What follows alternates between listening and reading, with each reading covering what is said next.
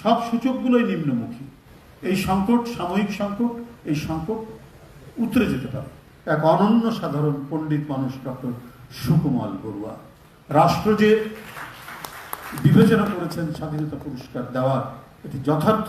শিক্ষকদের যে মূল বিষয়টা পাঠদান করা এবং শিক্ষার্থীদেরকে তাদেরকে স্নেহ ভালোবাসা এবং ধমক দিয়ে তাদেরকে সঠিক পথ দেখানো, এই শিক্ষক আস্তে আস্তে হারিয়ে যাচ্ছে। কিন্তু যারা এখনো টিকে রয়েছেন তাদের মধ্যে ডক্টর সুকুমার বড়ুয়া এবং ডক্টর আব্দুল সাত্তারদের মতো মানুষ।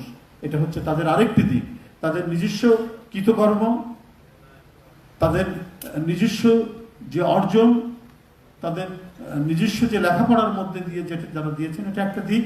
কিন্তু শিক্ষক হিসেবেও যে তারা ছাত্র বৎসল, এটি তারা প্রমাণ করেছেন। কারণ ওই দুর্যোগময় মুহূর্তেও আমি দেখেছি যে এই শিল্পকর্ম নিয়ে যে অনুষ্ঠানগুলো সঞ্জয় করত বা যে কি বলে প্রদর্শনীগুলি করত, সেখানে সাত্তার সাহেবের মতো একজন প্রবীণ মানুষ তিনি এসে সেখানে থাকতেন।